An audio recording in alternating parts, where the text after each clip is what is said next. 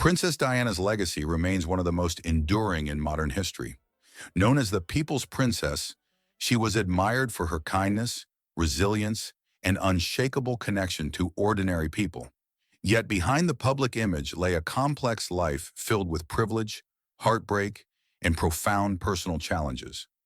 Recent revelations from her youngest son, Prince Harry, have reignited interest in Diana's life, shedding light on hidden truths and unspoken stories that shaped her journey.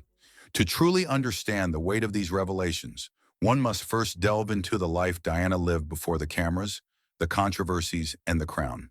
A noble beginning. Born into privilege.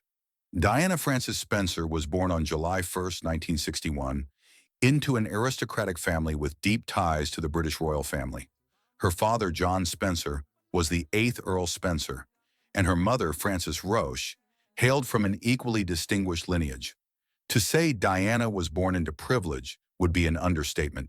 Her earliest years were spent at Park House on the Royal Sandringham estate, where she and her siblings shared a childhood playground with Prince Edward and Prince Andrew. Though her upbringing seemed idyllic, appearances were deceptive. The Spencers' marriage was marred by tragedy, grief, and discord. Diana's parents had already endured the devastating loss of their first son, John, who died shortly after birth. The loss strained their relationship, and the tension filtered into the household. Diana, born into a family already fractured by grief, felt the aftershocks of this unresolved pain. The birth of her younger brother, Charles, only deepened the divide between her parents. Far from bringing the family closer, it served as a catalyst for the eventual separation of John and Frances Spencer. When Diana was just 7 years old, her parents' marriage dissolved in a bitter custody battle, with her father emerging victorious. The courtroom drama left a lasting imprint on Diana, who watched her mother walk away from the family.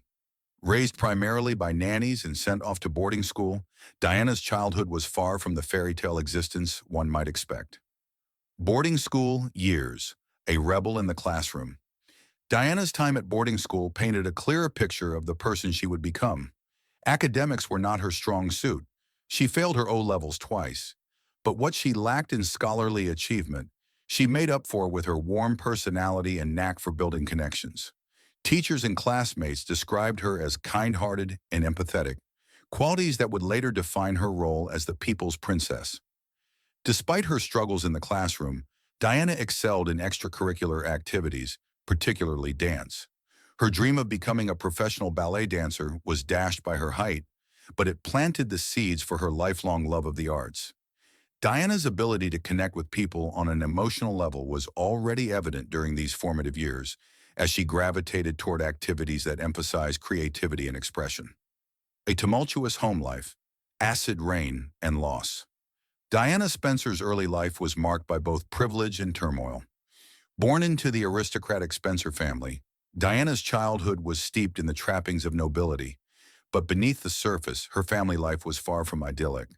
The cracks widened significantly in 1976 when her father, John Spencer, remarried Reine, Countess of Dartmouth.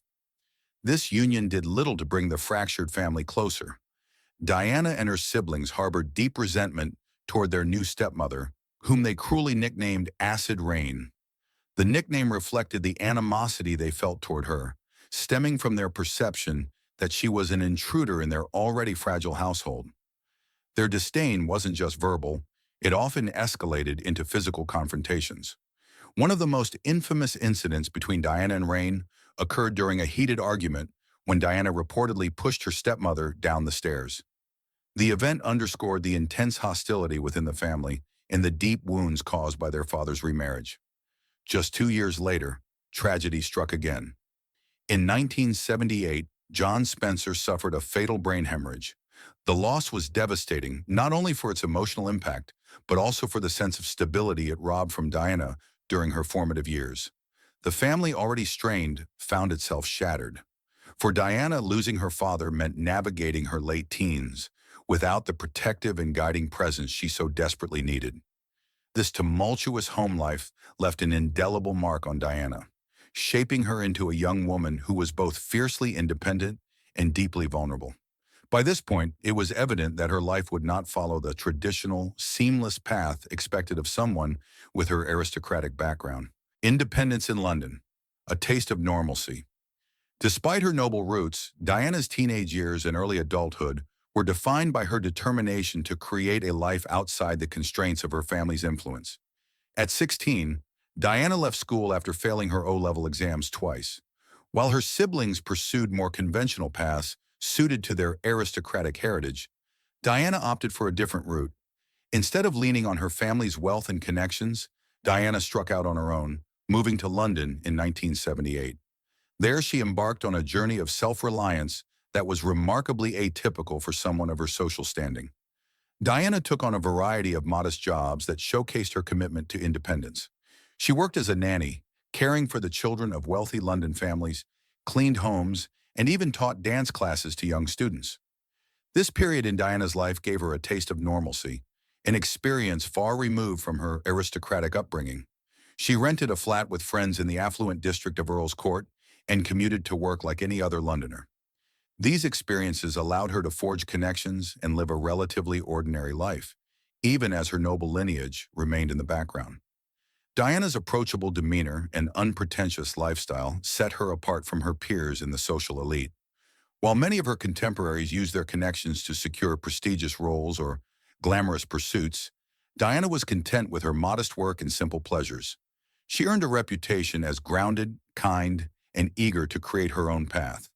However, this period of independence was short-lived.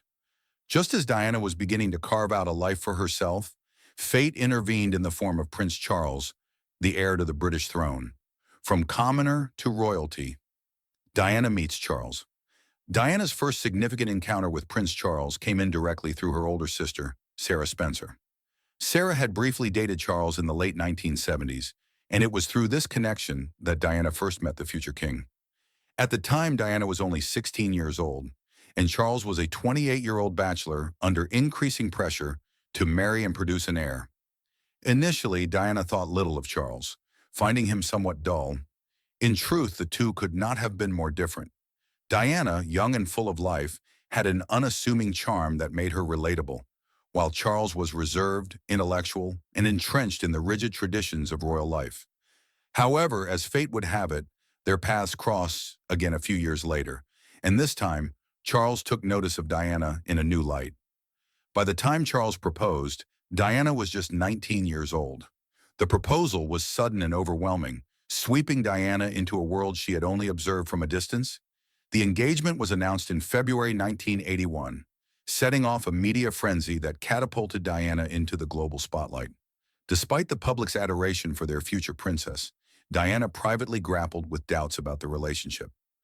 During their brief courtship, she had noticed signs that Charles's affections were not entirely hers. His lingering attachment to Camilla Parker Bowles, a woman he had loved deeply before meeting Diana, weighed heavily on her mind. However, the expectations of royal life and the immense pressure to conform left Diana feeling as though she had little choice but to go through with the marriage.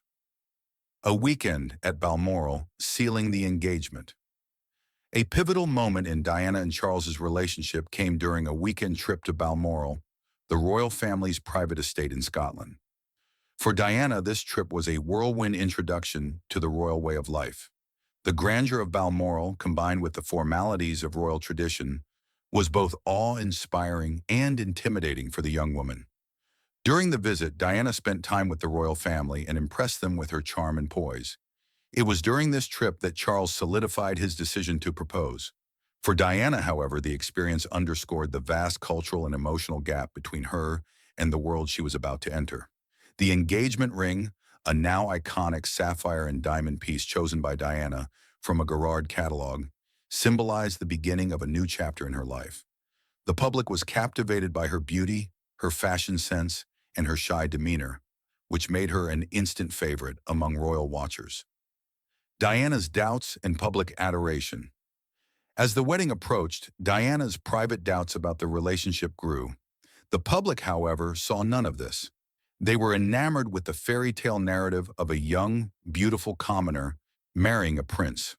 Diana's every move was scrutinized, from her fashion choices to her radiant smile, further cementing her status as a global icon.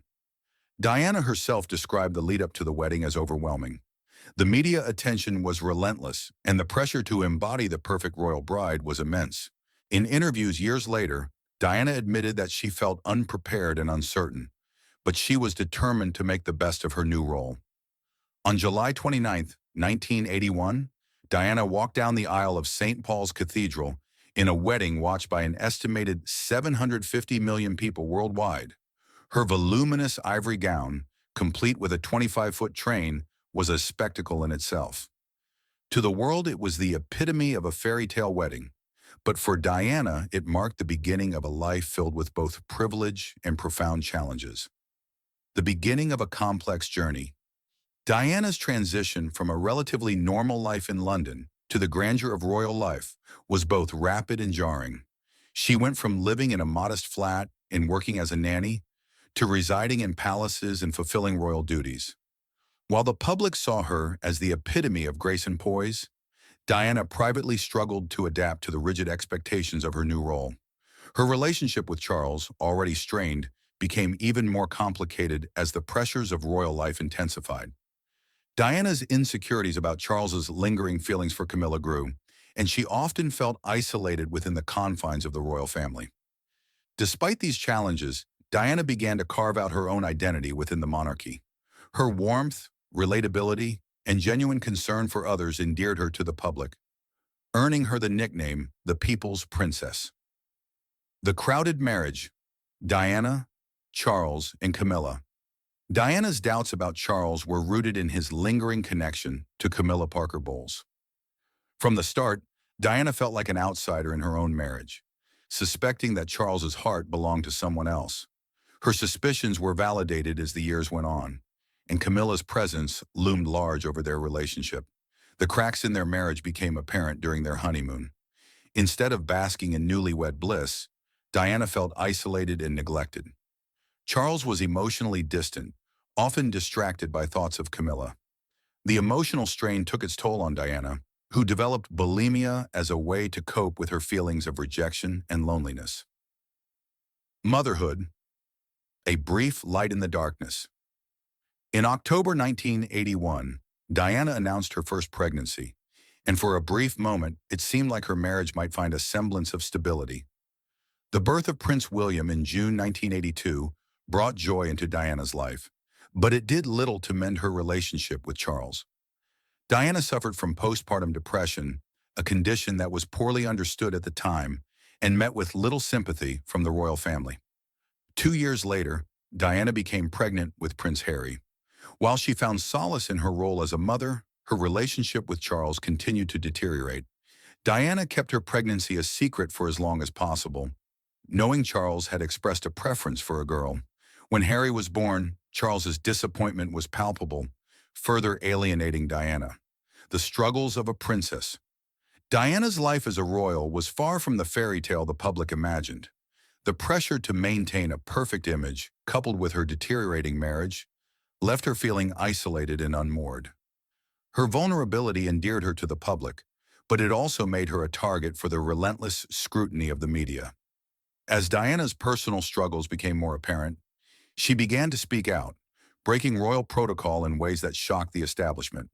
Her willingness to address taboo topics like mental health and her own battles with bulimia made her a trailblazer, but it also placed her at odds with the institution she represented. Diana's struggles in a crumbling marriage. The marriage between Diana and Prince Charles began as a fairy tale, but quickly turned into a nightmare. Despite the grand spectacle of their wedding, their relationship was fraught with emotional distance and infidelity. Diana entered the marriage with hope, but she soon discovered she wasn't Charles's first choice. His heart belonged to Camilla Parker Bowles, a fact Diana suspected early on. The emotional toll of this crowded marriage was immense. Diana faced constant neglect from Charles, who often dismissed her emotional needs. Her attempts to connect with him were met with indifference, and his rekindled relationship with Camilla shattered what little trust she had in their union. Despite her heartbreak, Diana maintained a poised public image, embodying the grace expected of a princess. Yet behind closed doors, she was deeply unhappy. Her mental health deteriorated under the weight of public scrutiny, royal expectations, and personal betrayal.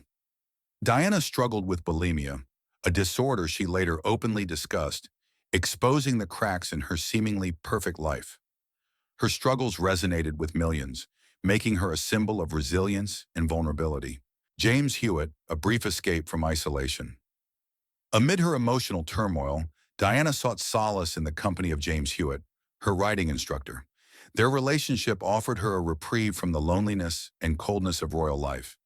Hewitt provided the affection and understanding she desperately craved. However, their relationship became tabloid fodder, further complicating Diana's life and painting her as a controversial figure in the royal narrative. The media's relentless coverage of Diana's personal life deepened her isolation. Her private struggles were laid bare for the world to see, and even within the royal family, she found little support. While Diana's connection with Sarah Ferguson, the Duchess of York, briefly improved during a shared moment of tragedy, the deadly avalanche that nearly claimed Charles's life, their bond ultimately frayed, leaving Diana further isolated. The turning point, Diana confronts her pain. Diana's marriage to Charles continued to unravel. She faced the reality of Charles's unwavering relationship with Camilla, despite her efforts to salvage their union. In a rare moment of courage, Diana confronted Camilla at a party, addressing the betrayal head-on. While the confrontation didn't change the dynamic, it marked a pivotal moment in Diana's journey toward reclaiming her voice. In 1992, Diana's life reached a breaking point. The death of her father, John Spencer, added another layer of grief to her already strained existence. Emotionally drained, she made the bold decision to collaborate on Diana. Her true story, a tell-all book that revealed the cracks in her marriage and her personal battles with bulimia and mental health. The book shocked the world, offering an unfiltered glimpse into the life of a princess trapped in a gilded cage. A new love and the burden of scrutiny. Following her separation from Charles, Diana found love with Dr. Hasnat Khan, a heart surgeon who provided her with a sense of normalcy and deep emotional connection. Their relationship was passionate, but fraught with challenges. Khan valued his privacy, a stark contrast to Diana's life under constant media surveillance. Their romance also faced disapproval from Diana's family, particularly over Khan's Muslim faith, further complicating their relationship. Despite their efforts to make it work, the pressures of public scrutiny and familial opposition led to their breakup in 1997. Many believe Khan was the love of Diana's life, a relationship that ended too soon. The fatal night in Paris. On August 31st, 1997, Diana's life was tragically cut short in a car crash in the Pont de l'Alma tunnel in Paris. She was accompanied by her companion, Dodi Fayed, and their driver, Henri Paul, who was attempting to evade a relentless pack of paparazzi. As their car sped through the Paris streets, it lost control and collided with the tunnel walls and pillars. Diana's injuries were catastrophic. Despite being rushed to the hospital, doctors were unable to save her. The news of her death shocked the world, plunging millions into mourning. Her sons, Prince William and Prince Harry, were devastated. Their grief was immortalized in the heartbreaking image of the young princes walking behind their mother's coffin, a moment that underscored the profound loss felt by an entire generation. Conspiracy theories and public outcry. Diana's death sparked a flurry of conspiracy theories. Many, including Dodi Fayed's father, Mohammed Al-Fayed, questioned the official explanation that Henri Paul's intoxication caused the crash.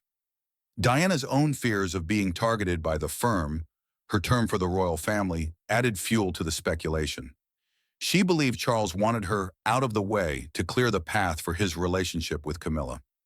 These theories have persisted for decades, fueled by Diana's public statements and private letters expressing her fears.